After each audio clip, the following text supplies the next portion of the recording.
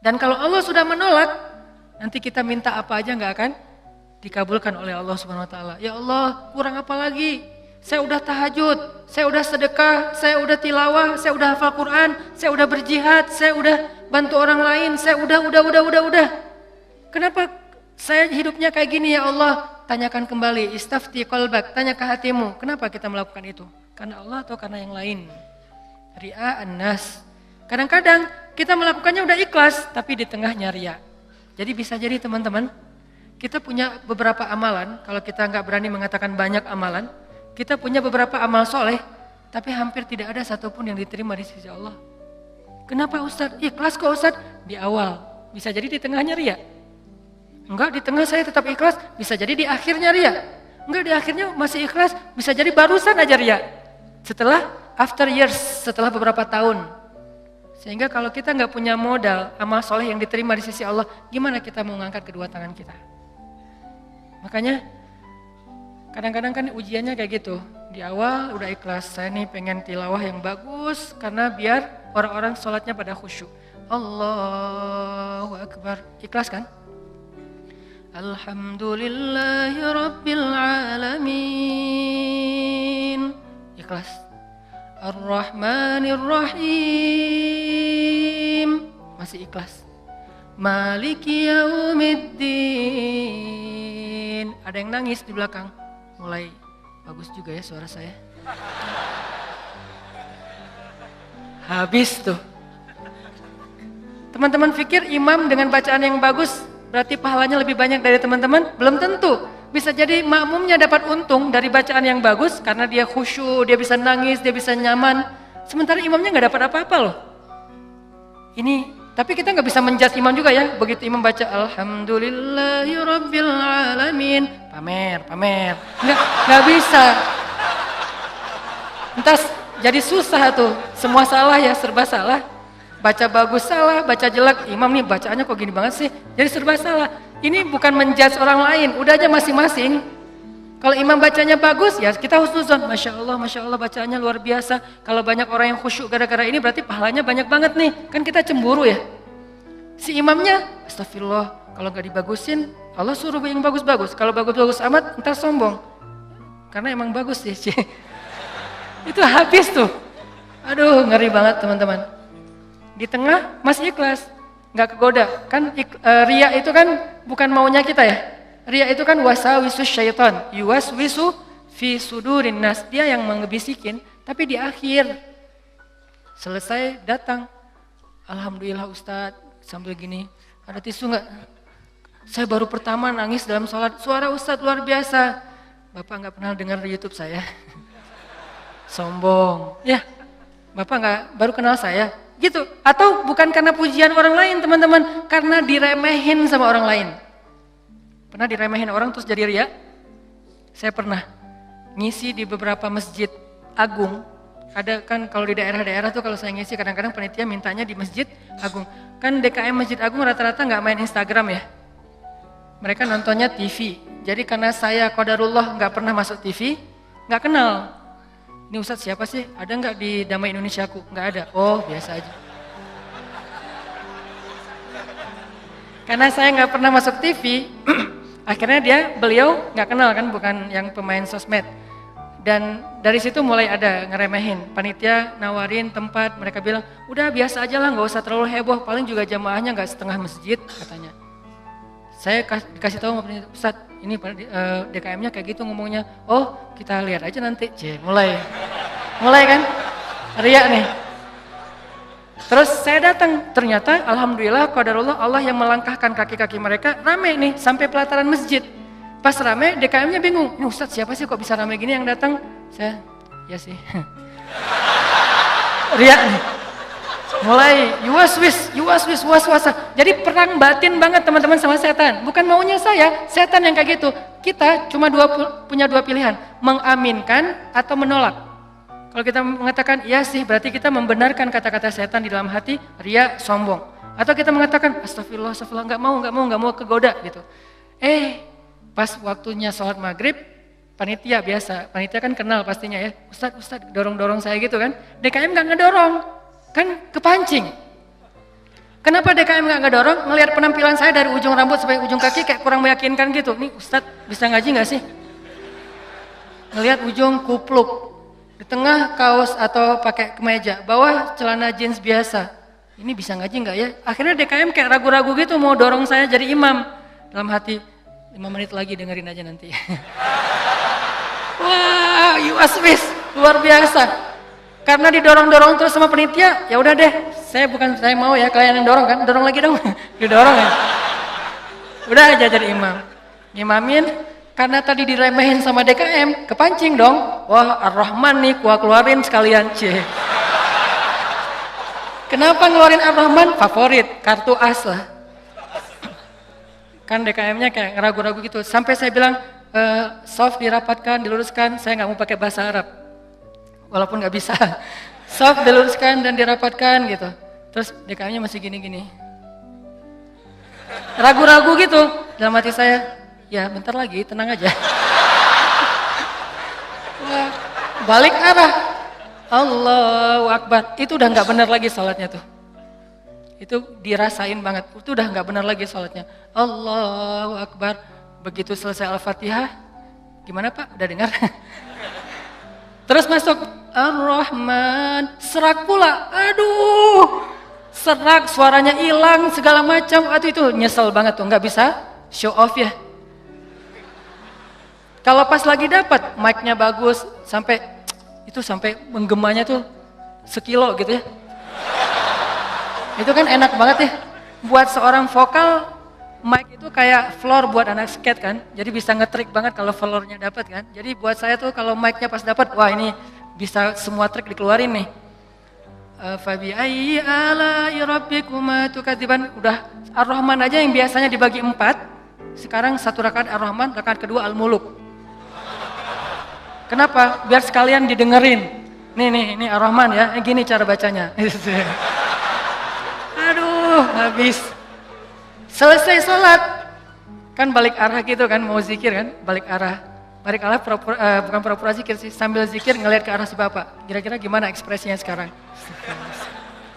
Itu teman-teman berat.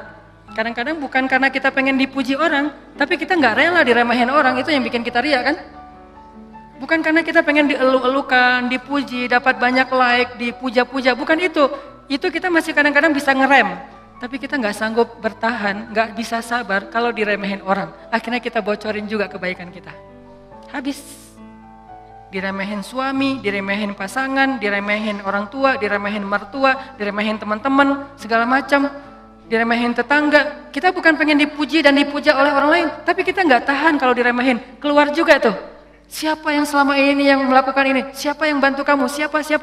Keluar semua. Satu persatu yang kita sebutkan, satu persatu berguguran dan tidak ada nilainya di mata Allah SWT. Sabarkah kita ketika diremehkan oleh orang lain untuk tetap menjaga rahasia amal kita antara kita berdua aja dengan Allah? Itulah ujian ikhlas. Bisa nggak kita jaga? Nggak mau kita bocorin rahasia kita berdua sama Allah. Begitu kita bocorin, sedih banget tuh. Udah langsung tidak ada lagi nilainya di mata Allah. Berapa banyak dari amal yang kita lakukan yang benar-benar kita mampu menjaga keikhlasannya di awal, di tengah, di akhir. Kalau ada, jangan menyimpulkan dulu bahwa kita udah sukses karena masih ada waktu selama kita masih hidup untuk kita batal. Mungkin nggak batal di akhir, tapi batalnya setelah beberapa tahun. Ada teman kita datang nanya-nanya ke kita tentang, ngafal Quran itu susah banget ya. Kenapa? Aku tuh ngafal 1 juz aja, juz 30 gak beres-beres. Oh, ya sebetulnya gampang sih kalau udah tahu triknya. Mulai nih. Emang idealnya ngafal Quran berapa lama? Ya tergantung orangnya. Ada yang 10 tahun, ada yang 5 tahun, ada yang 2 tahun, 3 tahun, setahun. Kalau aku sih alhamdulillah 6 bulan khatam. Habis semuanya tuh. Ngafal Quran emang gampang, capek, susah loh.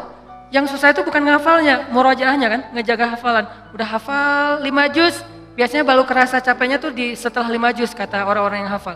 Setelah 5 juz, mulai nih, keteteran yang di belakang, balik lagi ke depan, hilang lagi yang di belakang, balik lagi. Kayak gitu ngafal Quran saking capeknya tuh sampai orang yang banyak putus asa. Udah setelah perjuangan, effort yang luar biasa, hilang hanya gara-gara kalimat cuman 5 menit aja, habis semuanya teman-teman. Rugi banget kan? Jadi jangan dulu menyimpulkan bahwa kita itu udah pasti soleh, udah pasti istimewa, udah suci banget. Hanya gara-gara kita punya amalan soleh lebih banyak dari teman kita. Mungkin dia amalnya biasa-biasa aja, tapi dia karena biasa-biasa gak bisa ngeriain kan. Hafal 30 juz dengan hafal Al-Ikhlas. Kira-kira mana yang pantas diriakan? 30 juz dong, Al-Ikhlas gak mungkin ria. Gimana kita mau ria? Gua udah hafal loh, apa? Al-Ikhlas. Apa yang mau diriain Al-Ikhlas? Yang ada Al-Ikhlas itu surat pelampiasan. Kalau udah mentok Al-Ikhlas. Sawa'un 'alaihim a'anzartahum. Perasaan tadi sebelum sholat lancar. A'anzartahum Qul huwallahu ahad. Biasanya gitu kan? Mentok-mentoknya Al-Ikhlas. Kenapa? Cuman Al-Ikhlas yang kita paling ikhlas. Kenapa tadi kok bacanya yang susah-susah? Pengen dong sesekali orang tahu kalau hafalan saya udah nambah kan gitu ya. Pengen dong orang tahu, kayak kadang-kadang kan kita suka pengen melakukan sesuatu yang orang lain gak bisa lakukan. Membaca surat yang orang lain gak hafal surat itu jarang. Kalau Al-Ikhlas, Al-Falaq, An-Nas, Al-Kafirun masih oke lah. Karena Al-Kafirun suratnya agak susah kan. Banyak orang yang terjebak, la abudu ma ta'budun wala antum abidun ma abud. Kapan selesainya nih? Mutar aja di situ Al-Kafirun teh. Kalau Al-Ikhlas kan jarang yang terjebak. Kalau Al-Ikhlas juga sampai salah, ini nih ngeri banget nih. Jadi mungkin jangan ngeremehin dulu teman-teman. Ada teman kita yang hafalnya, kamu hafal surat apa? Enggak, cuma dikit dari At-Takatsur sampai An-Nas doang. Itu juga gara-gara modal sholat taraweh. Karena dia taraweh selalu dengar itu kan, di taraweh suka dengar ayat itu ya, akhirnya kehafal sendiri. Dia nggak pernah sombong, dia nggak pernah riak karena hafalannya sedikit. Kita yang 30 juz, segitu doang, kemana aja loh?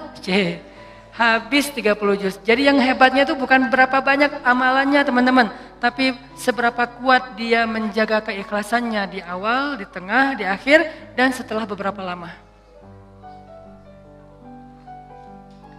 Jadi jangan menyimpulkan dulu.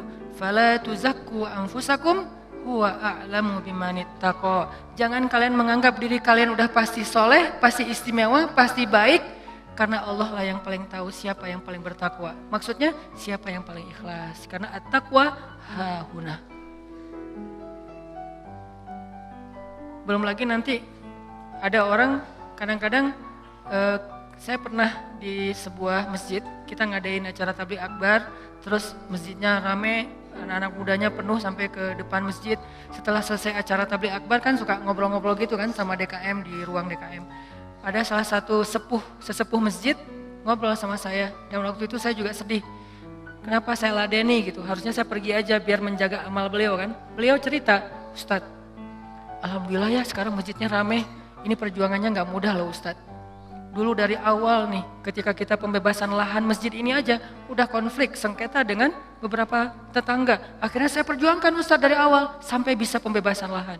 Kemudian kita bangun masjid ini dengan gotong royong luar biasa, fundingnya itu susah banget Ustadz. 5 tahun baru beres masjid ini Ustadz. Udah gitu saya yang bikin yayasan masjid ini, sampai ada RT-nya tuh saya yang bikin Ustadz. Satu persatu beliau sebutkan perjuangannya, jasa-jasanya, jerih payahnya, effortnya, dan segala macam pengorbanannya, sampai akhirnya masjid ini rampung. Sekarang dipakai banyak orang sholat, sekarang udah gampang. DKM sekarang tuh gampang, nggak seperti awal-awal dulu. Kalau beliau sadar itu semuanya habis gara-gara beliau. Tapi kan kita nggak bisa menjudge ya. Kalau beliau menceritakan itu untuk motivasi, oke. Tapi kalau beliau menceritakan itu untuk ria, dihargai, diakui, kalau hanya pengen dapat pengakuan, pengen diaku oleh orang lain, habislah semua pahala yang sudah beliau usahakan sekian tahun. Harusnya kalau beliau ikhlas, satu orang yang datang ke masjid untuk ikut acara tabligh akbar, sholat berjamaah, taubat, sadar, zikir, ibadah, beliau dapat pahala. Kebayang nggak kalau ada 5.000, 10.000 anak muda yang datang untuk ikut acara di situ? Pahala beliau banyak banget, tapi hilang hanya dengan 5 menit berbicara. Jaga lisan. Faliyakul khairan aw liyasmut. Mending diam aja deh. Sebegitu gampangnya hilang amal-amal kita gara-gara tidak mampu menjaga keikhlasan kita, teman-teman. Makanya wa innama likulli imri'in manawa itu gampang banget tergelincir. Itu halus banget, lebih halus daripada suara langkah-langkah semut. halus banget. Sampai kadang-kadang kita juga terjebak di situ. Makanya di zaman Nabi itu kan ada cerita seorang sahabat Ansor yang tidak terkenal ibadah-ibadahnya, tapi Nabi bilang huwa min ahlil jannah, dia itu ahli surga. Apa kelebihan dia? Apa ibadah dia? Ibadah dia itu ibadah batin. Ketika dikepoin sama beberapa orang sahabat, sama seorang sahabat, kalau nggak salah Abdullah bin Amr bin As, dia kepo datang ke rumahnya, ternyata rahasianya bukan ahli tahajud, bukan ahli sedekah, bukan ahli tilawah, bukan ahli kebaikan-kebaikan yang zahir. Dia kalau ngelakuin amalan yang zahir, yang standar-standar aja lah, yang wajib, yang kalau ditinggalkan pasti dosa, sholat pasti, cuman nggak ada yang lebih, biasa-biasa aja. Terus yang bikin dia istimewa, ternyata ibadah batin. Apa ibadah batin dia? Dia bilang, saya tidak pernah dengki kepada orang lain. Kalau ada orang yang dapat nikmat, saya orang pertama yang bahagia. Kalau ada orang yang dapat musibah, saya yang paling sedih. Kalau ada yang orang berbuat salah, saya langsung mendoakan dan memaafkan dia. Inilah ibadah batin dia, teman-teman. Makanya selain kita fokus memperbaiki ibadah zahir kita, sholat kita, cara takbir kita, cara semua ruku sujud kita, perbaiki juga ibadah batin kita. Karena kalau sampai ini rusak, yang lain sempurna, batal. Tapi kalau ini benar, yang lain cacat-cacat dikit, karena kita mungkin punya kekurangan, Allah yang akan perbaiki. Jadi ini teman-teman, tentang pentingnya belajar ikhlas. Dan ikhlas ini termasuk salah satu di antara ibadah juga. Jadi sekedar ikhlas saja itu udah ibadah. Sekedar niat aja itu udah ibadah. Belum melakukan udah jadi ibadah. Bukankah Nabi mengatakan siapa yang berniat berbuat baik lalu jadi melakukannya, maka dia mendapatkan 10 pahala kebaikan. Kalau dia berniat berbuat baik tidak jadi melakukannya, maka dia mendapatkan 1 pahala kebaikan. Siapa yang berniat berbuat buruk jadi melakukannya, maka dia dapat 1 dosa. Siapa yang berniat berbuat buruk tidak jadi melakukannya, dia dapat 1 pahala. Allah baik banget ya. Niat aja dikasih pahala, baru niat tuh.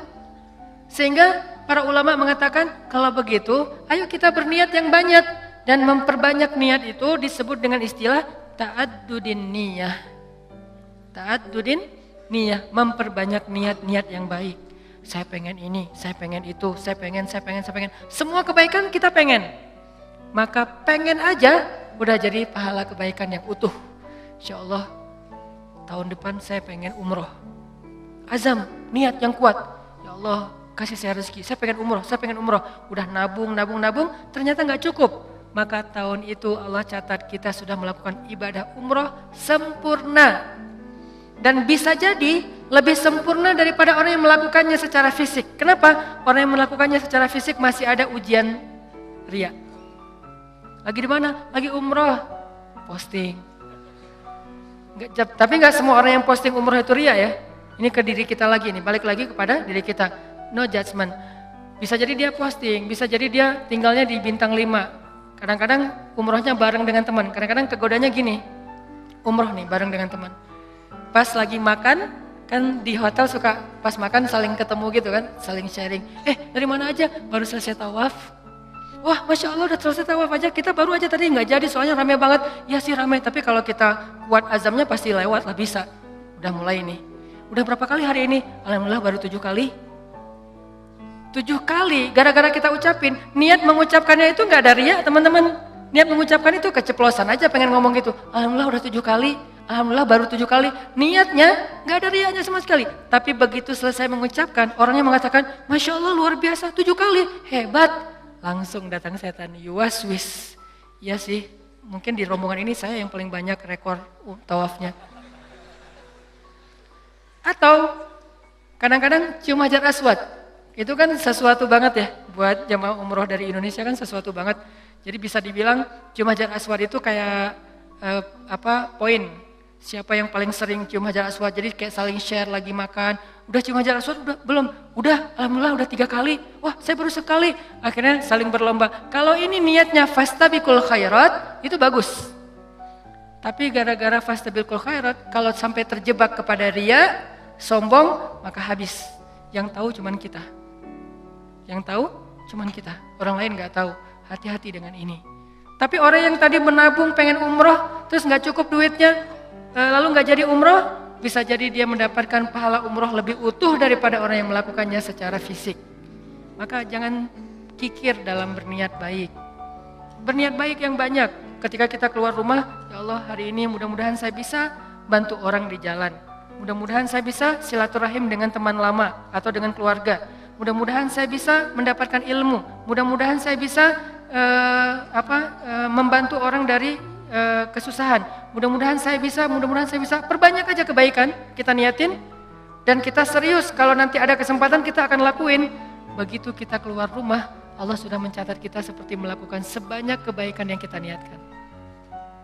Jadi niat aja ibadah. Wa innama likulli imri'in ma nawah. Seseorang mendapatkan pahala sesuai dengan apa yang dia niatkan. Niat aja udah ibadah. Apalagi kalau kita kerjakan.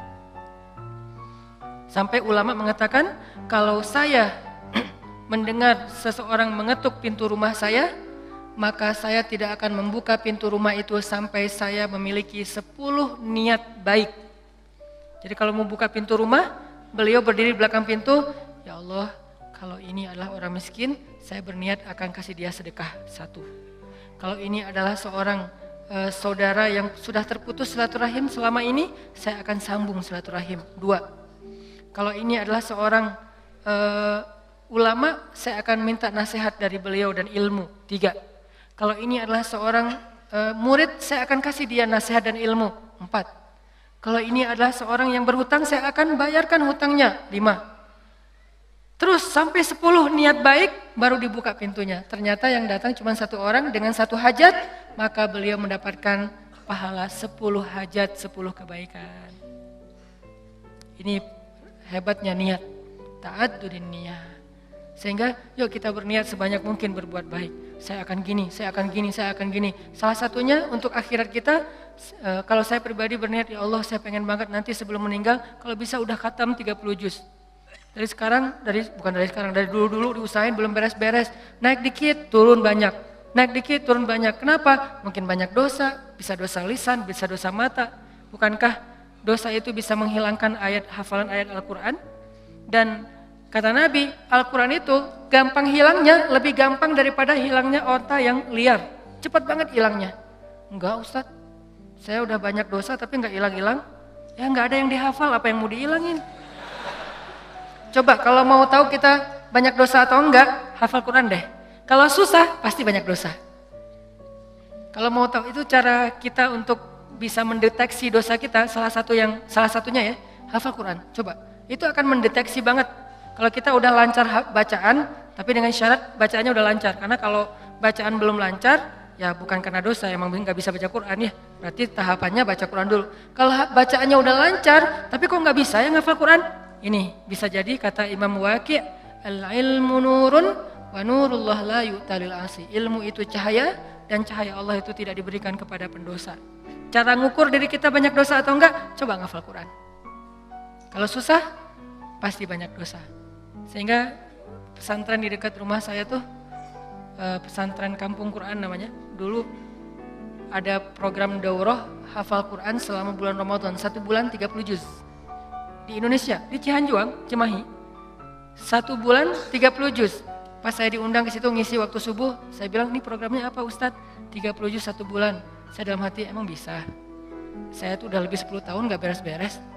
Ngeremehin gitu kan? Ternyata ada yang bisa. Dari sekian puluh siswa atau santri, ternyata sekitar hampir 10 orang khatam sebulan 30 juz lancar teman-teman. Sebulan 30 juz lancar. Modalnya mungkin cuma juz 30 doang pas baru datang. Dan apa metodenya Ustadz? Ternyata metodenya itu enggak rumit-rumit, sederhana. Kalau mereka ngerasa susah hafalan, disuruh sholat taubat terus istighfar. Itu doang. Kalau ya Allah kok susah banget ya? Kan kadang-kadang ada halaman yang mudah, ada halaman yang susah ya. Yang biasanya kalau lagi enak tuh moodnya dapat, bisa sekali duduk 2 lembar langsung hafal dan lancar. Kalau lagi nggak dapat, 1 ayat aja nggak beres-beres. Nah, kata ustadznya, kalau kejadian kayak gitu, coba wudu, sholat taubat, minta ampun sama Allah, istighfar, coba hafal lagi. Pasti mudah. Dan itu terbukti. Ternyata kayak gitu caranya. Cuman ya butuh istiqomah juga. Jadi teman-teman, perbanyak niat yang baik. Niat apa aja, termasuk saya nanti kalau udah punya rezeki, udah punya usaha sendiri, saya pengen punya panti asuhan 1000 anak yatim. Tapi niatnya yang kuat ya. Kalau ternyata itu baru terwujud setelah 20 tahun, la tahzan, gak usah bersedih, gak usah berkecil hati. Kenapa? Sejak kita berniat punya pesantren, punya panti asuhan 1000 anak yatim, walaupun terwujudnya setelah 20 tahun, pahalanya tuh dihitung dari awal berniat, bukan ketika terwujud. Keren kan niat tuh? Jadi pahalanya dihitung dari ketika kita berniat, bukan ketika itu terwujud. Kalau terwujud, dilipat gandakan 10 kali lipat. Sebelum terwujud, dihitung satu kebaikan yang utuh. Misalnya, saya dalam hati saya punya niat, saya nanti mau bikin camp pengungsi. Kalau kemarin yang saya datang sama teman-teman itu kan camp pengungsi Suriah yang ada di Turki. Yang artinya para pengungsi yang udah aman kondisinya. Kita coba bantu kecil-kecilan. Nah ini dikasih lagi tanah sama Erdogan, sama Turki, lewat menteri di niatnya, lewat Golden Future kita kerjasama di Aleppo perbatasan dengan Turki, di dalam Suriahnya. Yang nggak bisa nyebrang, yang nggak bisa ngungsi keluar negeri, maka ditampung di situ. Dikasih berapa hektar tanah, disuruh coba kalian bisa nggak bikin camp di situ. Saya punya niat, saya akan coba bareng-bareng dengan Golden Future harus punya camp di Aleppo bagian perbatasan Turki yang menampung minimal 100.000 pengungsi Suriah. Itu kan niatnya? Kapan terwujud? Allahu alam. Yang penting saya ikhtiar aja dulu dari sekarang. Mulai membangun sosmed, saya harus banyak followers. Kenapa? Makin banyak followers, insya Allah funding untuk kemanusiaan lebih gampang. Terus juga membangun jaringan beberapa tempat di seluruh Indonesia supaya kita kerja bareng-bareng untuk selain kemanusiaan di Suriah, kemanusiaan juga di Indonesia, bikin kegiatan-kegiatan dakwah anak muda. Tapi salah satu target goals saya itu adalah bisa ngebantu korban-korban perang, bukan membantu perang, membantu korban perang. Kalau membantu korban perang kita datangnya bawa roti, bawa gandum, bawa obat-obatan. Kalau membantu perang kan bawa senjata ya, dan saya megang senjata juga belum pernah. Nah, niatnya 100.000 pengungsi di camp di dalam Suriah untuk membantu mereka. Kapan terwujud? Sebutlah 10 tahun lagi baru terwujud. Saya apakah baru dapat pahala setelah 10 tahun? Enggak. Dari sejak awal saya berniat, kalau saya mampu ikhlas, maka saya mendapatkan pahala yang sama. Berarti setiap hari itu saya kayak ngasih makan 100.000 pengungsi Suriah di Aleppo. Setiap hari. Keren kan niat tuh? Kenapa kita nggak melakukan hal yang sama? Kenapa kita nggak berniat aja kayak gitu? Saya akan ikut juga dengan program Ustadz Hanan. Walaupun sekarang saya belum bisa support dana, tapi insya Allah kalau saya ada dana nanti saya pasti akan ikut nyumbang. Saya juga akan funding dengan teman-teman saya. Niatin aja. Dengan niat aja, kita udah ngasih makan anak yatim di Suriah itu 100.000 orang daily, setiap hari. Wa innama likulli imri'in ma nawa. Kenapa kita nggak berniat yang banyak kebaikan-kebaikan? Kenapa kita kikir dalam niat? Belum lagi nanti kita niatkan yang lain-lain. Saya punya niat misalnya pengen banget dengan kita mendakwahi anak-anak muda, dengan kita bikin sebuah gerakan anak muda, suatu saat dari mereka lahir seorang pemimpin yang saya sering ulang-ulang, yang hafiz Al-Quran, yang takut kepada Allah, yang imamin kita sholat di Masjid Istiqlal, dan yang muazzinnya adalah wakil presiden, yang imamnya presiden.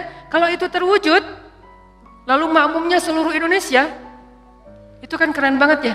Kalau belum terwujud, saya tetap dapat pahala niat itu kalau masih ikhlas. Berniatlah sebanyak mungkin. Berniatlah seluas mungkin. Jangan tanggung. Enggak kalau 100.000 kegedean, udah aja 10 orang. Kenapa tanggung-tanggung? Memangnya buat kita rugi kalau kita niat 100.000 orang kita kasih makan? Udah aja niat. Tapi nggak mungkin tercapai. Siapa bilang nggak mungkin? Banyak hal yang sekarang saya alamin secara pribadi dan bersama teman-teman di Pemuda Hijrah, itu kejutan loh dari Allah. Dulu mungkin kita anggap itu mimpi. Mimpi bisa pergi ke camp Suriah yang ada di Turki. Mimpi bisa dakwah ke anak-anak, teman-teman anak-anak muda bisa bareng-bareng. Mimpi bisa ini, bisa itu segala macam. Itu kayak mimpi. Tapi Allah wujudkan. Kenapa? Intasdukillah yasdukka. Kalau kamu jujur kepada Allah, Allah juga akan jujur kepada kamu. Ya Bani Israil azkuru ni'mati allati an'amtu alaikum wa awfu bi'ahdi ufi bi'ahdikum. Tunaikanlah janji kalian kepada aku, aku tunaikan janji aku kepada kalian. In tasdukillah yasdukka. Jujurlah kepada Allah, Allah jujur kepada kalian. Ihfazillah yahfazka. Jaga Allah, Allah jaga kalian. Fadhkuruni adzkurkum. Ingat aku ingat kalian. Selalu kayak gitu, kaidahnya sama. Walaupun redaksinya berubah-ubah.